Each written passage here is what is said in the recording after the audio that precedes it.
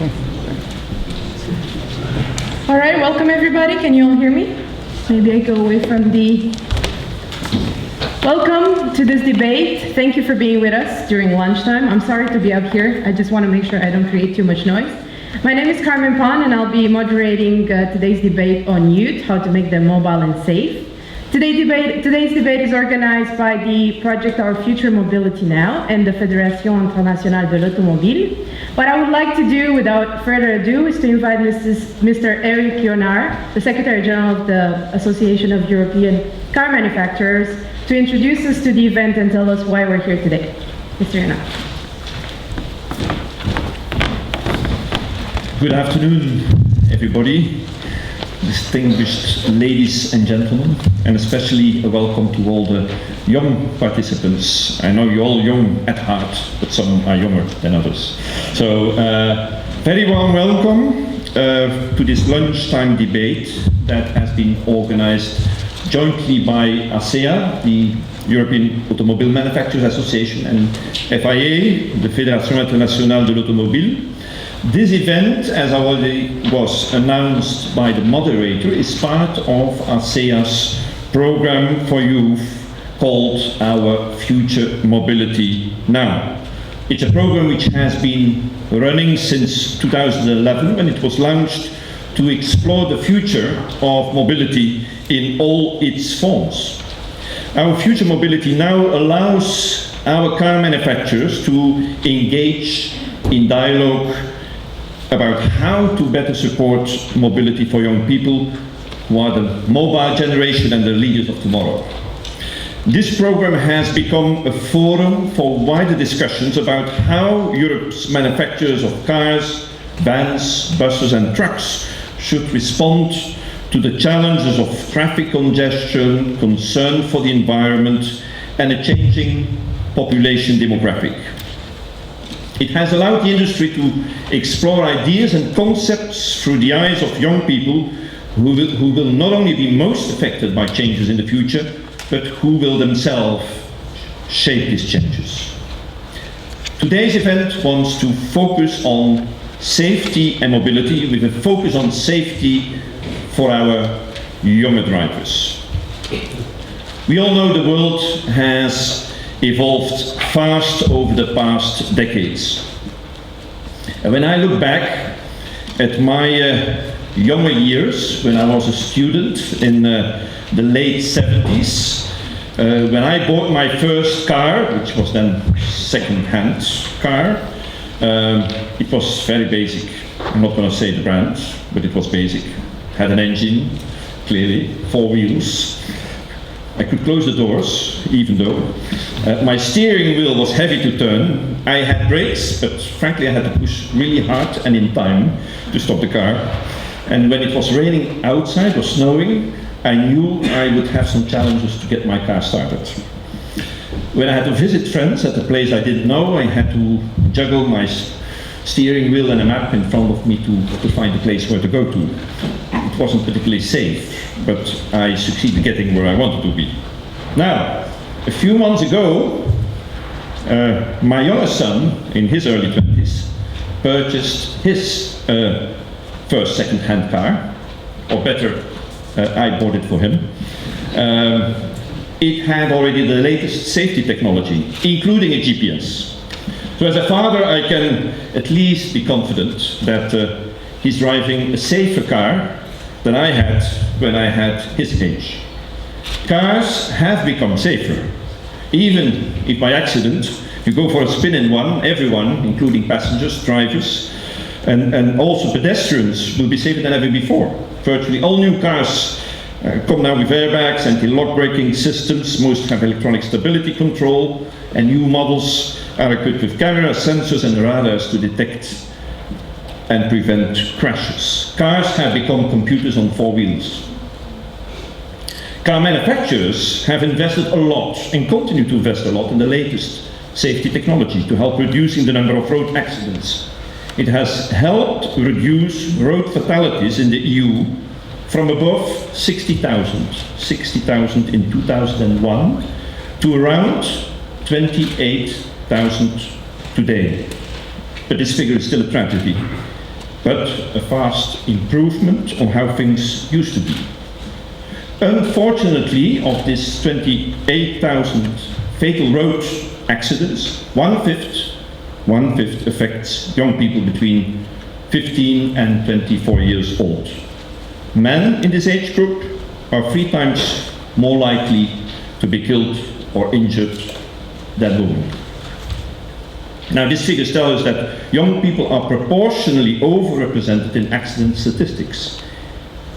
Even if I have bought a safer car for my youngest son, I'm still worried when he takes the car. I know he had extensive driver's training, and he's caring, and he's a responsible person, but I'm often asked the question, will he be distracted by his mobile phone when he gets the next text messages from friends while driving? Or will he really avoid drinking alcohol when meeting his friends later that evening?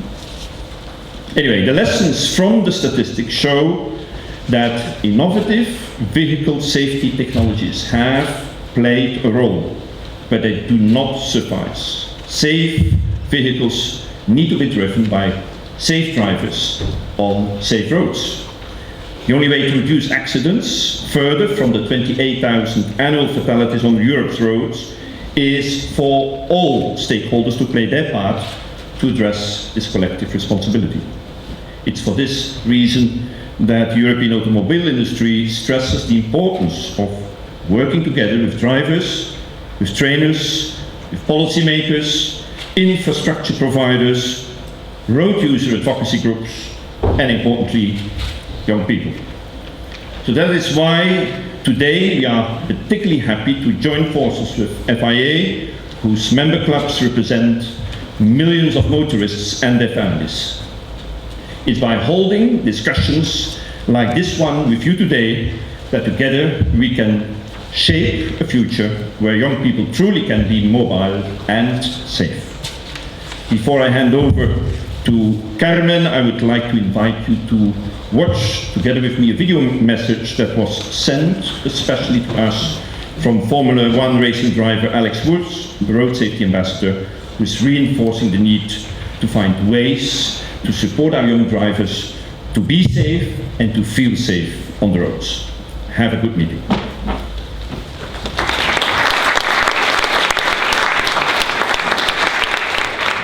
Hello, I'm Alex Woods. I'm a factory racer for Toyota. Equally, I'm a road safety ambassador.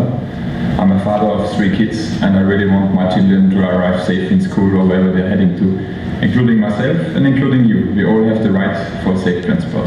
Over the last 30 years, Europe's roads have become much safer, and that is despite the fact that the traffic has tripled. But that doesn't mean we can rest and leave it at this. There's still lots at stake, and really every individual who is going on the road has the right to arrive safely. If we talk about road safety, our focus goes immediately to the highest group at risk, which is the 18 to 23-year-olds. And that's something all of us, we cannot accept. So we have to target the young people.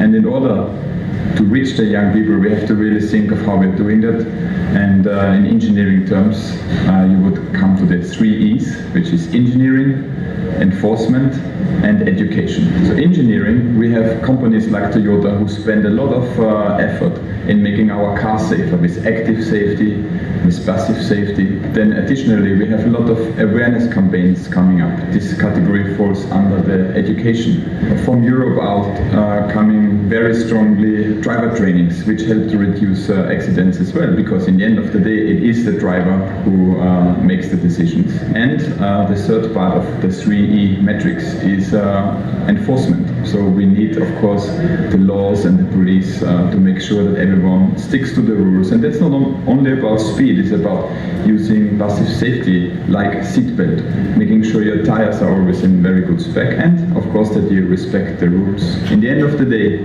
mobility is here to supply freedom for every one of us. I support target use, safe and mobile, a subject which is of incredible importance. Well, thank you very much, Mr. Jornaert, and we would like to thank Alex Wurtz, who would have thought that a race driver would be so interested in safety and actually promoting it, right? I mean, why are we here today? We have all these gadgets that Mr. Jornaert was talking about in the cars, and you would think that normally the safety of a driver should not be so much of a problem anymore.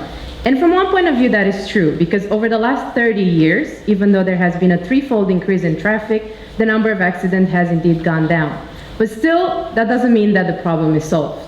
As far as the number from the World Health Organization show, there are 32,000 young people younger than 25 that every year die because of a car accident.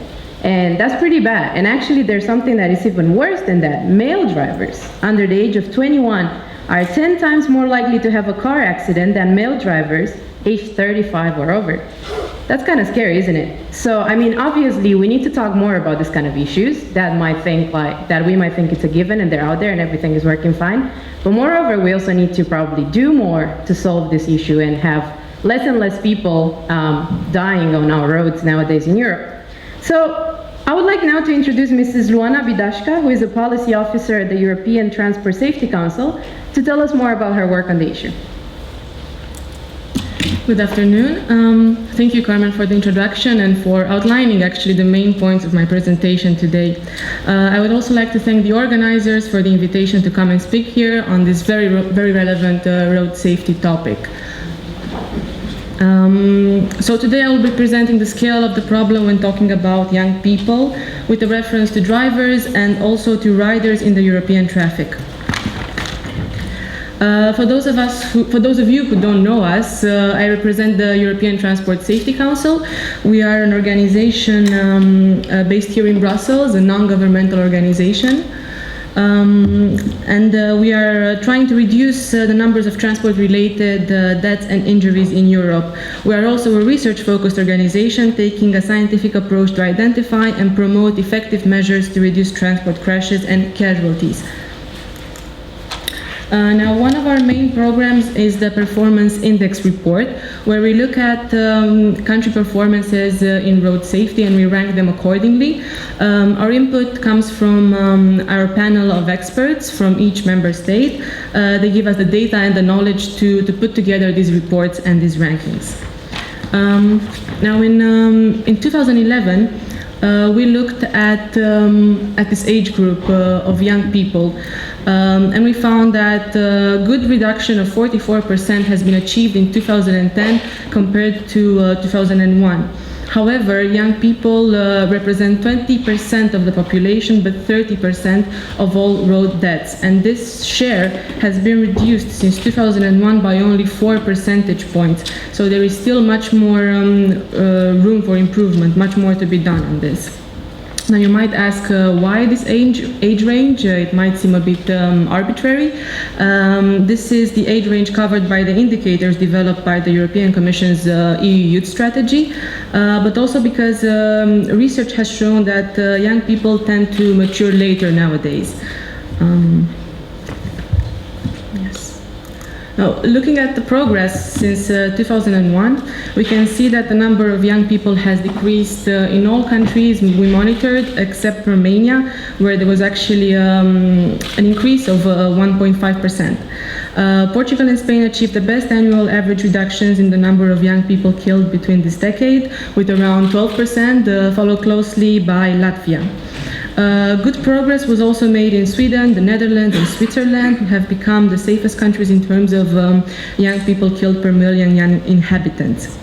So this country comparison shows that the differences between countries are quite large. So curbing road deaths among young people requires general road safety measures coupled with the more specific ones, of which I will speak about a bit later. Now, with regard to the safety of young people compared to the rest of the population, this ranking of countries by road mortality, the brown bars, is mostly similar to the ranking by road mortality in the rest of the population, the orange bars. As I said before, young people are safest in Sweden, Netherlands, and Switzerland. These are countries who already have good road safety records. For example, in Sweden, 53 young people were killed on the road per million young inhabitants in the years we looked at, compared with 31 for the rest of the population. At the other side of the spectrum, the other extreme, we have Greece, where young people have approximately 4 times the corresponding risk of being killed than their Swedish counterparts.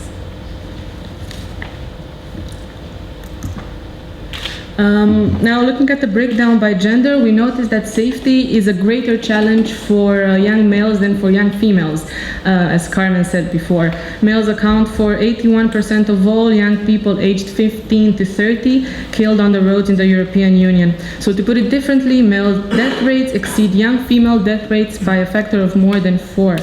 In numbers, the average for the last 3 years looks like this. We have 164 young males killed per million young male population versus 40 for their female counterparts. This is a bit grim.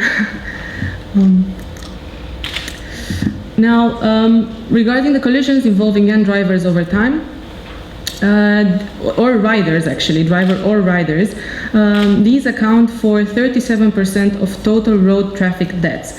So for each young driver or rider killed, there are 1.2 other road users killed in the same collision.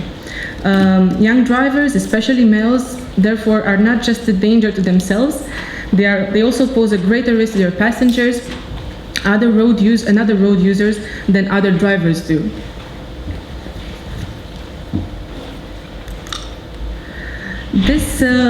This ranking shows the representation of road deaths following collisions involving at least one young driver or one young rider, breakdown by type of road user. These account for less than half of the deaths in the collisions in which they are involved, and starting with the red bars and looking up, you can see how other road deaths are distributed by road users. So while young people are high risk in themselves, most young people are not deliberately unsafe. The risks result mainly from factors such as inexperience, immaturity, and the lifestyles associated with their age and their gender. So what are in fact the challenges that we face as policymakers, as national states, as road safety experts? Recent research has shown that, and brain development has shown that adolescents may be inherently less prepared for the responsibilities of solo driving than older people. Therefore, raising or just not lowering the minimum age for solo driving will save lives by the virtue of the fact that it prevents young people and inexperienced drivers from solo driving until they are older. Also, training can be a double-edged sword. Of course, it's highly necessary, it's highly needed, but it might give drivers an excessive confidence in their driving skills. At the European level, this has been addressed through several campaigns. To name just one, for example, in Ireland, the Road Safety Authority has looked at the 18 to 24 age group.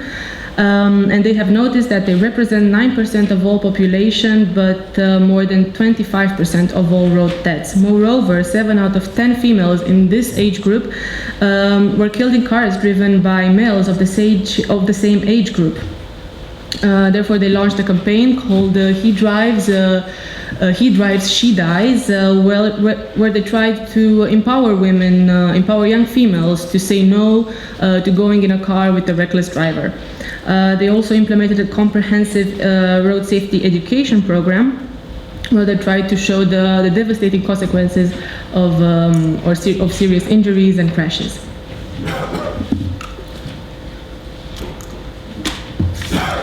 Now, a few of our recommendations. So we would recommend to continue the research into the causes of young novice drivers' risks with a view to designing more effective countermeasures. Legislation and enforcement should, of course, be ensured, particularly on the 3 main risk factors: speed, drink driving, and non-use of seatbelts. Training and licensing systems should create drivers that are safe and not just technically competent. Also, we would recommend introducing graduated driving licenses. And also, enforcement should be coupled with repercussions that act as disincentives for unsafe behavior, such as point systems, which can be employed under graduated driving licenses, or probationary systems, meaning that traffic violations during an intermediate state of licensing could delay the novice driver in attaining their full license. Of course, if we think about the sustainable safety approach, The environment should also be self-explaining. The roads should have a clear design, clear markings, good signing, and constant speed limit information. The environment should also be self-enforcing, should have traffic calming measures and road markings, and last but not least, forgiving, with traffic separation and forgiving roadsides. Also, vehicle safety is very important for young people. We know that they tend to drive second-hand cars, older cars, which may not benefit from the same safety technologies as newer cars or more expensive cars do in general. I think I will stop here. Thank you for your attention. If you want to know more about this, the full report is online, where we have more rankings and more examples of best practice from around Europe. This would be it. Thank you.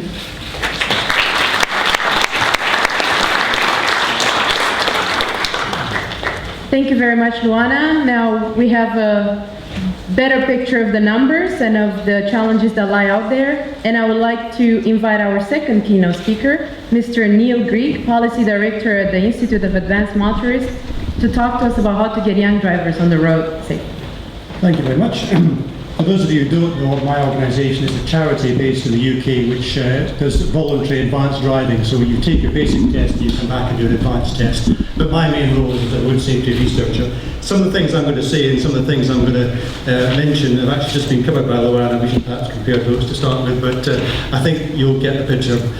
Basically, as you've seen, it's bad news all around for young drivers. They are overrepresented in every possible way in most different countries. I'd like to look at perhaps in a bit more depth at some of the things that Luana touched on as to why that might be. There's a whole load of influences on why a young driver is unsafe on the road. The key ones, and I'm going to go on and expand on those, are age and experience.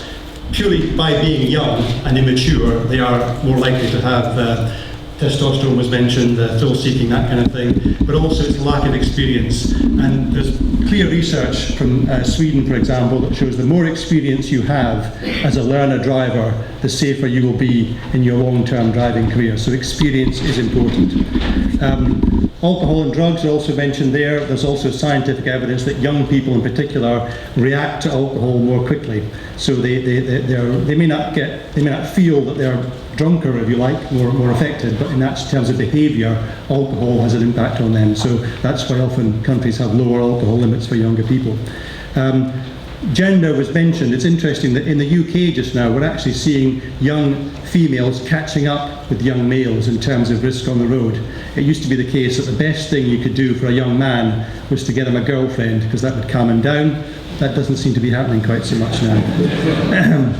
And the other thing I mentioned is parents. There's quite clear research that even by the age of 5, 6, 7, primary school, basic school, the children will have picked up the kind of driver you are. And there's a very interesting campaign running in Scotland just now, which shows the children copying what their driving parents are saying. So they're shouting at slow drivers, they're swearing, they're using mobile phones. And the parents, what they did, they separated parents in one room, children in the other room. The parents thought, no, the children are playing with their games, they're reading their books, they're looking out the window. The children were in the next room drawing pictures of mummy shouting at all the drivers. So, as parents, you actually set, when you get 15 or 16, it's probably too late to change an attitude of a young person, because A, they won't listen, and B, their attitudes have been set from a very young age. And I think this diagram from Australia kind of sums it up completely. It's about the risk. So on the left, you've got your time as a learner driver. Learner drivers are a very safe group. When you're learning to drive, you're unlikely to have a crash and get injured, because you're being supervised. As was mentioned before, it's the first 6 months of solo driving. That's the high risk. So anything you want to be doing in road safety, you want to be targeting that first 6 months to try and give them the experience to get through that. Now you can do that in two ways. You can do it through experience or through age, as has been mentioned, by making it later before you become a solo driver. But it's those first 6 months. And the risk falls off very quickly. There's some research that suggests 6 months, 1,000 miles, 1,000 hours has been mentioned in some research, you start to pick up safer attitudes and more experience, and you're more likely to survive. So looking in a bit more detail at the sort of psychology of all this, the neurology, if you like, you can look at all these things. There's experiments that show that young drivers do all these things. They don't look further ahead than the bonnet. They don't anticipate hazards. Most of these things can be taught, and most of these things you will, through experience, you will gain the knowledge to look ahead, to anticipate what other drivers are doing. But the problem is, I'm not sure that our training and testing regime across Europe actually addresses a lot of these issues, but I'll come to that in a moment. And the brain was mentioned by the man at the start there. This is an interesting one from America, that's why it says 16-year-olds. But basically, the neurology says that until you're in your early 20s, the risk-taking part of your brain is not really connected to the thinking part of your brain. And that's why, you know, in Vietnam, most of the soldiers were 17 or 18. It's in all parts of, all sort of aspects of life, 17, 18, 19-year-olds don't tend to think before they react, and it's apparently is down to their brains. Now, you could just say like no driving until you're 20, 21. In reality, we're not going to have that, but there's a basic issue here about we need to be addressing that the young people themselves, you know, they think they're doing all right, but in actual fact, they don't know they've got this problem. So even just making them aware of it should help. And then there's this other issue which I was sort of hinting at. We know they've got a problem with thinking, we know they've got a problem with experience, but how do we train young drivers? We train them in a cocoon, in a bubble. We put them in a car with a big L on it in most countries, and we train them to pass a test. We don't address the issues that I mentioned before, the lack of experience, the inability to see, anticipate hazards, the inability to look further down the road, to expect the unexpected. And of course, you learn in this bubble, real driving is like the other pictures. It's congestion, it's complex traffic systems, it's trams, it's, you know, a lot of people don't ever learn that until they're on their own. And that's one of the key issues. We train people in this sort of bubble. The other thing we do is we do a lot of campaigns, and some of the campaigns, one campaign was mentioned already, looks a particularly good one. A lot of campaigns in road safety, there is no clear evidence that a lot of the things we do in road safety actually works. And that's, you know, it's a kind of, it is a negative thing to say, but you know, people like to do, you know, particularly, may I say it in this context, car makers like to do a lot of campaigning. They like to have events at showrooms. They like to get parents in, kids in. They like to take part in things that last half a day. There's some research in the UK that most road safety events that last a day, half a day, the children have forgotten about by the time they've got home on the bus. We don't evaluate the campaigns we do, so we have to be very careful about what we're talking about when it comes to campaigns. The idea behind most campaigns is that I, as an older person, will tell the younger person that they shouldn't drink and drive. I've given them that information, we've given them all the stats that you've seen there, and the idea is the young people will take that in and say, right, I will drive safely. They don't do that. They don't take that information, and it doesn't change behaviour. And there's very little evidence that just giving people information about how bad things are actually changes behaviour. And it can actually do harm. There's some research from Norway that people who were given training in how to cope with winter conditions became overconfident, and they went into corners faster and they had more crashes. So if you give young people in particular early access to cars, you can actually increase their confidence, and they end up, the three things I mentioned there, they become overconfident, and they also perhaps start learning to drive earlier. And as we've mentioned before, the earlier you start to drive, the higher the risk is. And there's also this issue called normalising risky behaviour that I've put up there. And what that researchers are suggesting is that if you stand in front of a group of young people and show them pictures of blood and guts and crashed cars, they think that's normal. So they actually think, well, yeah, and we're going to crash. But in actual fact, the vast majority of young people probably won't crash. And like most of us in this room, they will have never seen a fatal accident. They will never have seen blood and guts on the road. But if you show them a lot of that, then they can go out and think that's normal behaviour. So that is an issue. But some things do work. Graduated licensing was mentioned. Across the world, most graduated licensing schemes, 20 to 40% reduction in collisions involving young people. They do work. And in the UK at the moment, we've just had a big report to try and influence the government, saying there's going to be between 28 to 41 fewer people killed in the UK if we have graduated licensing. to just look at a couple more challenges and opportunities arising out of graduated licensing in particular. If you make it harder to drive, that is an issue for people. It's an issue for young people. They're giving up their freedom. You know, they want to go out at night. They want to carry their friends in the car. They want to have a job. Again, the research suggests that in actual fact, graduated licensing doesn't cause a problem in those areas. Most people just get used to it. Most of the places like America, Australia, New Zealand, there was no effect on employability. Young people still got jobs in the evening. There was no effect in rural areas. People still shared cars, took the bus, whatever. And the one area where there was an effect was if you put in graduate, it makes it more expensive to learn to drive. It takes longer. Many graduated schemes insist on 100, 120 hours of learning. Now that it takes time and it takes money. If you don't have a car, it makes it more difficult. So there's an equity issue about the cost of learning to drive. And the last couple of points there, the problem's kind of going away. You know, at the moment, the roads are getting safer, fewer younger people are driving or they're postponing driving. And we're discussing with someone at lunch, most young people live in cities now, and that's where all the action is. So they don't need a car. So in some ways, the problem is almost kind of solving itself, but I just throw that in as a sort of as a controversial point, because it is still a big issue, obviously. The last point I'll make here is that we've done some surveys ourselves. Young people themselves know that they are a risk on the road. They know they're underprepared. They know they were taught how to pass a test, not to be safe drivers. And they actually do want extra help. Our survey showed that 72% would take extra training if there was an insurance discount involved. They have to have an incentive to do it. But basically, young people, a lot of young people do actually understand that they are at risk and they want extra help, and we need to be out there to be able to give it to them. Interestingly, the people in our survey, the ones who passed their test first time, the ones who were nervous, the people, young drivers who owned a bicycle were more prone to want extra training for some reason. I'm not quite sure what that was. So, just the second last slide, quick thing about, again, addressing that post-test area, that those first 6 months to a year. In most of Europe, what do we do for drivers in those first 6 months of high risk? And the answer is nothing really. Most young drivers learn by their mistakes. Sometimes those mistakes will be big ones, most of the time it will be minor mistakes. But you know, really anything we do in road safety for young people has to look at those first 6 months after when they first start solo driving. That is the key issue.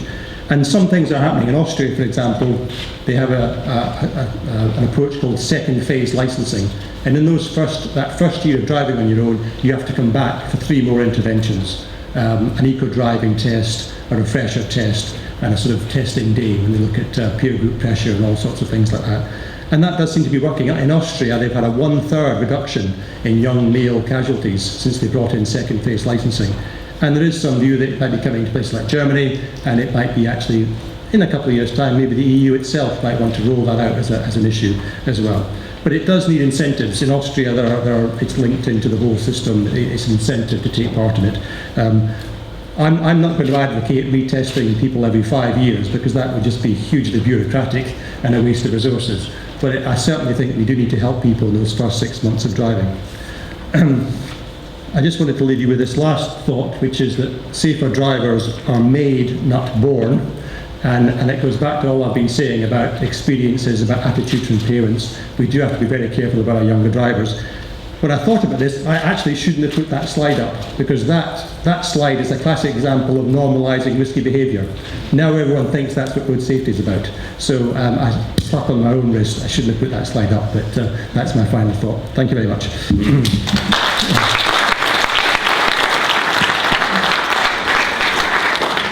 Thank you very much, Neil. Very interesting things you're saying. I'm also not a driver because I live in the city, so very much agreeing with what you're saying. But I do have friends that got a car at work, and one of my best friends told me that she lost 3 kilos driving from Anderlecht to here because she hasn't driven in 7 years since she got her license when she was 18.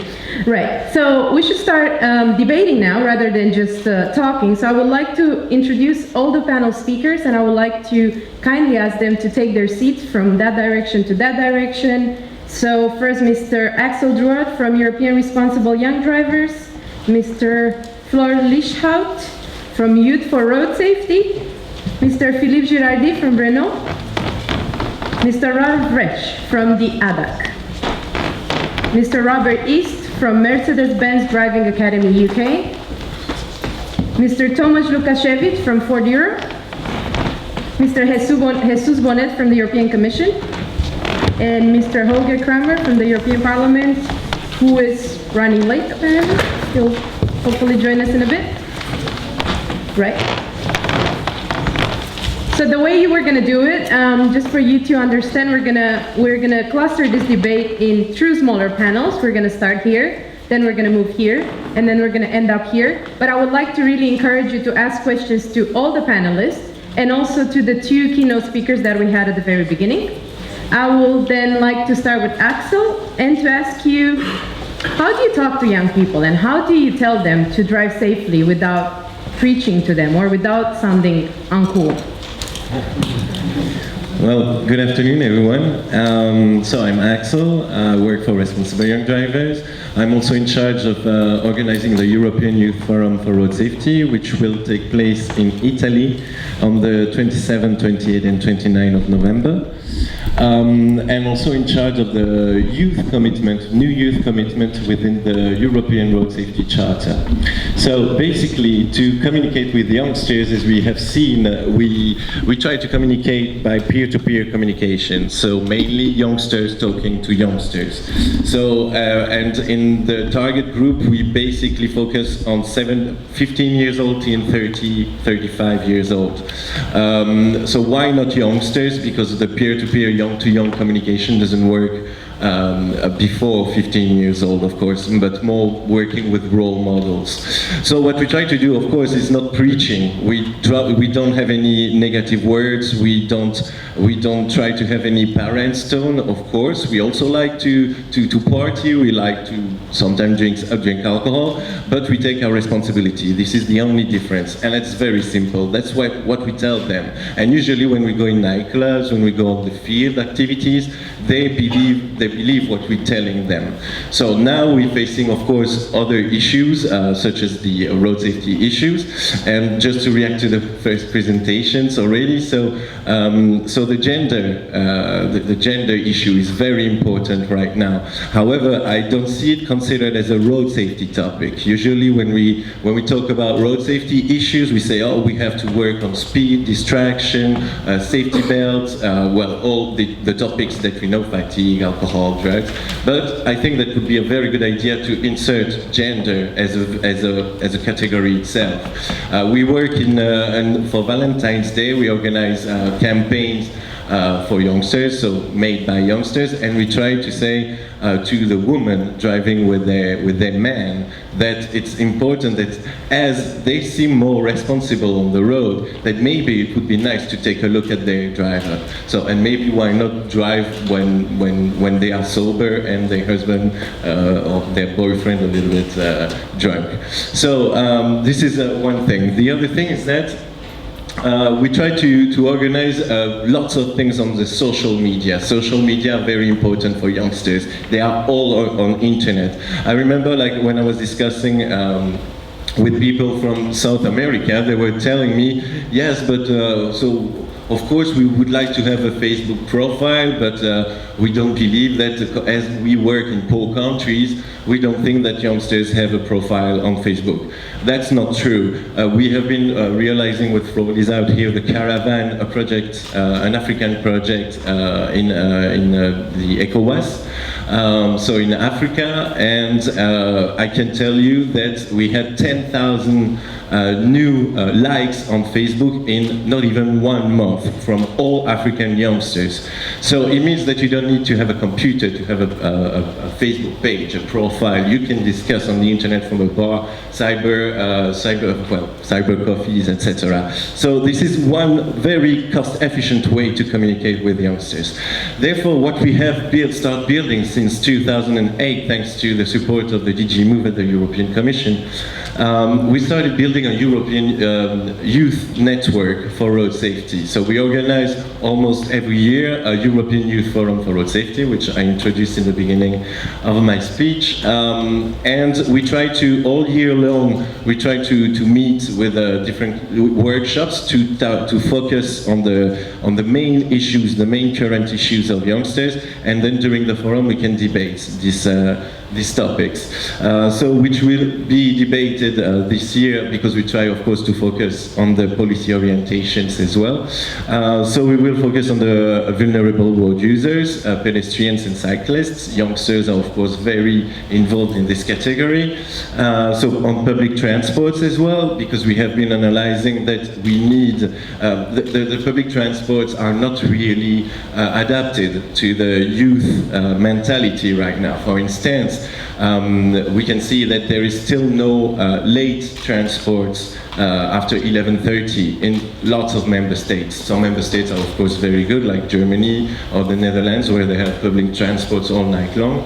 But this is something we know, of course, we understand that there are budget problems, of course, and that it's difficult to buy new cars, new buses, new trams.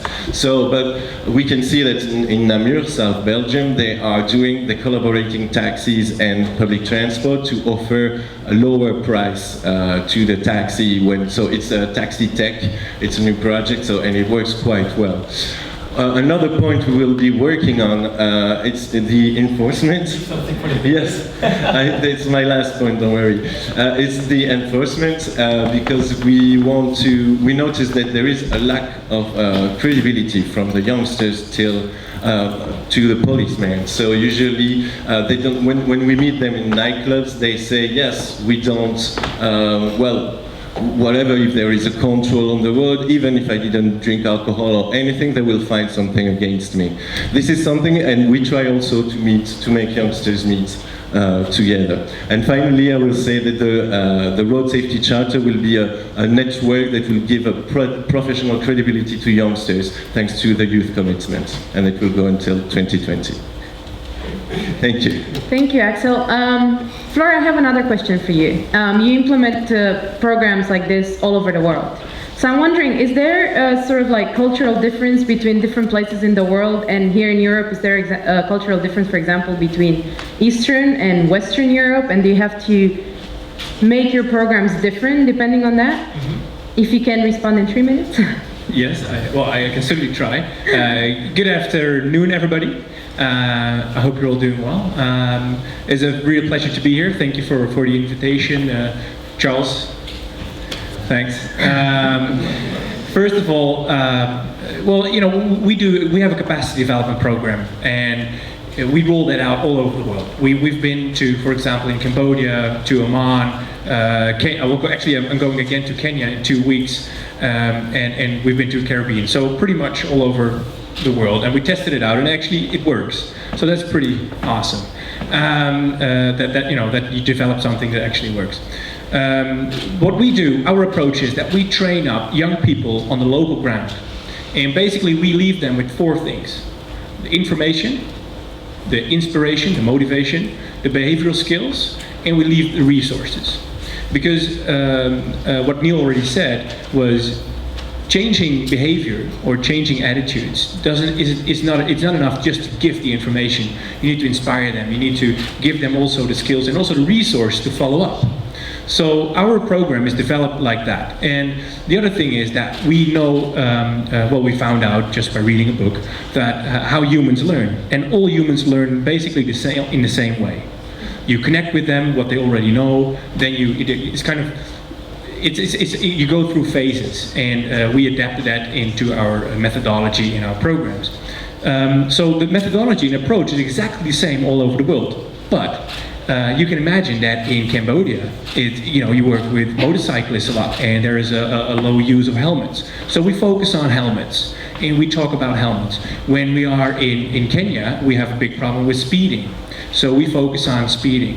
When we work in the Caribbean, we had a session on distracted driving, because that came up. So we have kind of modules built in our capacity development program, and together with the governments and with the companies that we work for, we just We just click the elements in place, we do a situation assessment, and we work on the topics necessary in the country. But the approach is exactly the same. It's youth-friendly, it's fun, it's highly interactive, it's engaging, and it has these 4 elements: inspiration, the knowledge, the behavioral skills, and the resources. And that's what we do. Is that 3 minutes? Pretty much? Thank you very much. Yes, indeed, it's 3 minutes. Philippe Girardi, you represent a car manufacturer. So you have a slightly different approach to the issue than the 2 previous speakers. So what are car manufacturers, like yourself, doing to make sure that young people are engaged, which I understand it's quite a challenge at times, and also aware of the need to drive your car safely? I'm gonna try to explain it. Good afternoon, my name is Philippe Girardi, so I'm in charge of road safety at the CSR department of Renault. Well, car is a marvelous thing that allows you to move, to go on holidays in faraway places, to go to the office or to transport many things. An object both useful and fun to drive. But despite all these efforts done by the manufacturers to make these products as safe as possible, I mean having safety to avoid accident and an efficient and passive safety to protect driver and passengers in case of, unfortunately, an accident happens, too many people still die or are injured on the road. From this acknowledgement and taking into account that about 90% of the accidents are due to drivers' error, Renault considers it's its responsibility to go further than just supplying cars at the best level. This is why Renault launched Safety and Mobility for All in 2000. This is an education and training program in road safety and sustainable mobility aimed at children from primary to secondary schools. Thanks to the educational tools used by teachers in the classes or downloaded from our website, we increase awareness of the young in order them to preserve their health and that of others, and use the right means of transportation for their own mobility. They are taught how to move safely by feet, by bike, or how to behave while roller skating, how to fasten correctly their seatbelt, avoid risky behaviors and have responsible one, and so on. Doing this is also an efficient way to increase awareness of their parents. It's important too. Moreover, Renault organizes national and international contests called Your Ideas, Your Initiatives. The aim of this contest is to involve the young in projects where they are not only witnesses of road safety or mobility issues, but where they can